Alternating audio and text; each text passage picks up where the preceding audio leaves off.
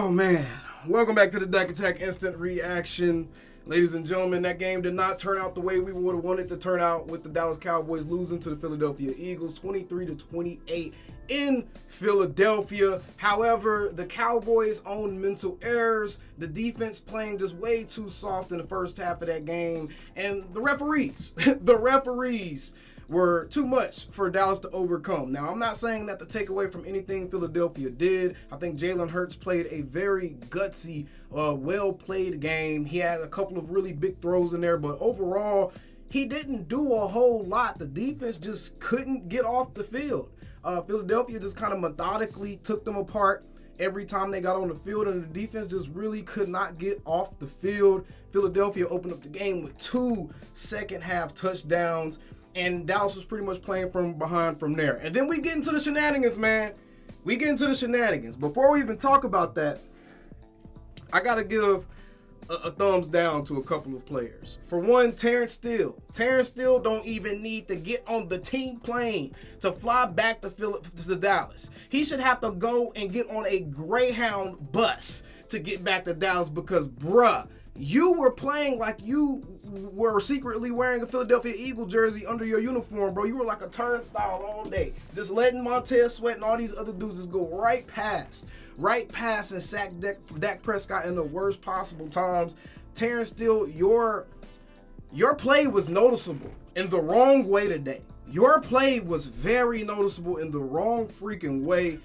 Let's go ahead and take a look at some of these numbers as we talk about some things that are concerning. There was only a couple of things that was really concerning in this game. I'll be honest, this is probably as good as you can feel coming out of a loss if you're a Dallas Cowboys fan. Of course, I would have wanted the W. I think the Cowboys are still the better team over the Philadelphia Eagles. I feel like the Eagles had a lot of help, but let's go ahead and get right into this. All right, so if you take a look here, you can obviously see how the scoring breakdown went. The game was tied after the first quarter. Going into the second half, the Cowboys actually had a 3-point lead, and then Philadelphia just dominated the third, and then the Cowboys came storming back in the fourth, and just a couple of really untimely plays, man. The play where Schoonmaker actually caught a touchdown in the end zone. He caught a touchdown, but because the defender was already tackling him, I think that was Reed Blankenship, the defender was tackling him before the ball even got there. So he's down by contact as soon as he caught the ball because he was getting tackled already, which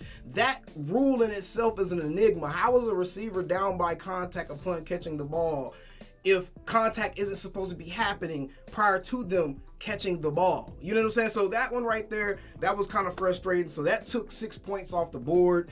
Dak Prescott did an amazing QB scramble to try to get us a 2-point conversion towards the end of that game on the last touchdown drive we scored. He did a 2-point conversion, and his feet just a little bit too big. If he was a couple of shoe size smaller, he probably would have converted that 2-point conversion, but his foot was out of bounds when he was trying to reach the ball across the plane.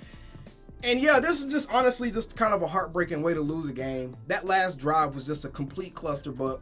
Terence Steele again got blown up on a couple of plays there. Cost us a very, very, very costly sack, man. Dak, he couldn't do anything. There was nothing he could have done.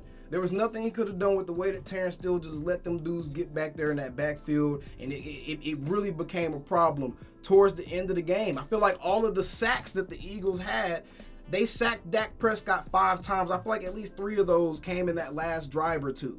And that was like literally the worst possible time that could happen. Dak almost threw for 400 yards, 3 touchdowns, 28 for 43 with quite a few drops in there by some of his receivers, 114.5 quarterback rating, and he didn't turn the ball over. I don't know where that fumble loss came from. Dak Prescott did not fumble the ball. I don't know why they're giving him credit for a fumble on Bleacher Report. That's crazy. But he definitely didn't lose a fumble. That's actually nuts that they have that listed there. CeeDee Lamb with another massive game.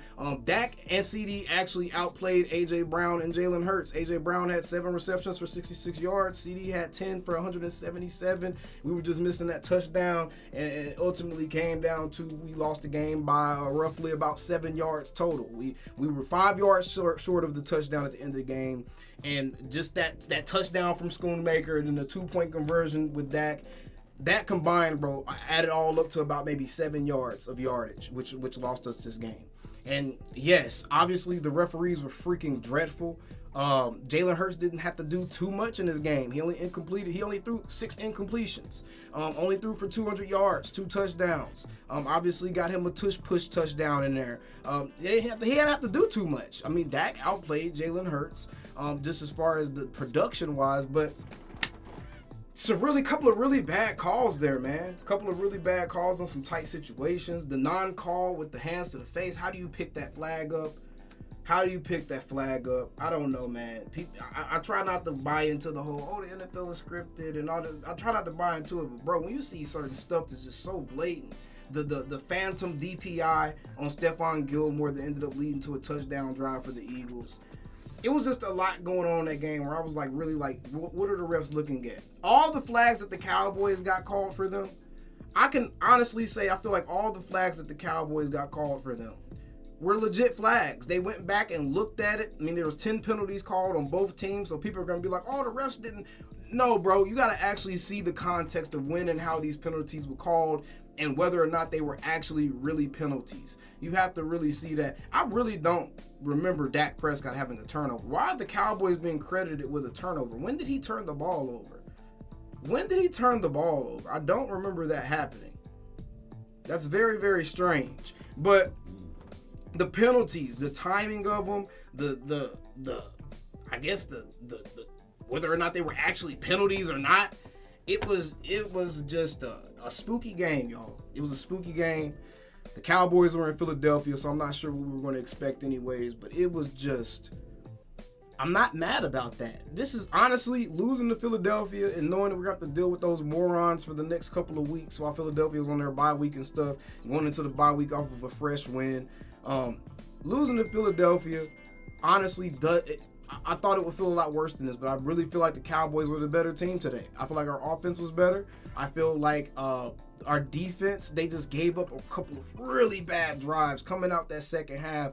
They just kind of let Philadelphia punch us in the face, and we were kind of playing from behind from then. And those drives took way too long, but I don't feel bad about this one. That's just my instant reaction to this one. I will say my quarterback played an outstanding game. Dak Prescott played an outstanding game. He did everything he could to keep the Cowboys in this game. Terence Steele, again, holy crap, bro. You need to go ahead and get you a Greyhound ticket. That man do not need to be allowed on the team playing because holy crap.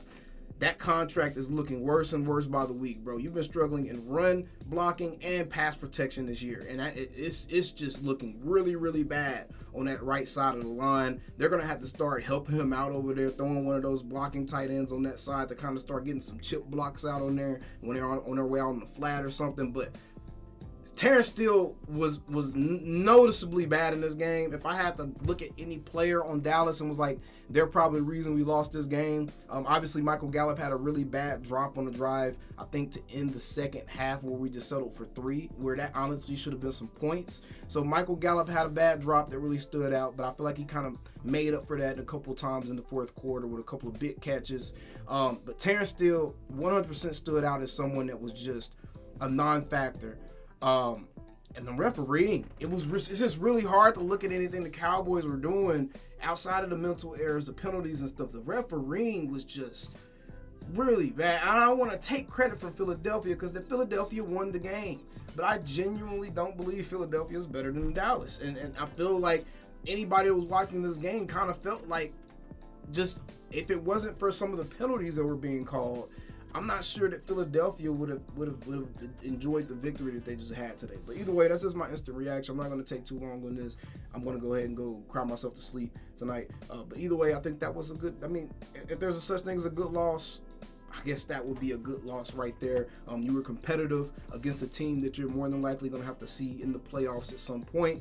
And that's really all you can ask for. You had a chance to win the game a couple of times there on some game-winning drives, and it just didn't happen. I mean, even the failure to punch the ball in on those last 2 drives, it wasn't anything that was just super noticeable or obvious we could point to and be like, oh, this person messed this up. I mean, they tried to throw the ball to Tolbert on a 4th and 8 on the second to last drive trying to win the game. And I felt like the DB got there a tad bit early, but it was incomplete. I mean, it was incomplete. They ran all hitches. Again, they ran all hitches in an extremely important situation. Instead of running some actions that will get some rubs or something on the DBs to throw them off balance, they ran all hitches again.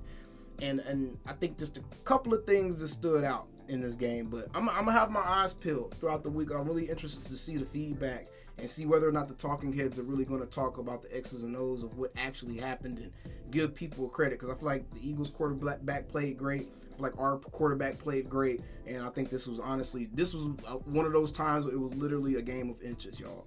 It was literally a game of inches. But either way, man, Cowboys fans, yes, it sucks to lose, but I think we can rest well knowing that our team put on a much, much more competitive showing than they did against the 49ers. And in no way do I feel like this was an unwinnable game. And in no way am I afraid of Philly when they come to Dallas later this year.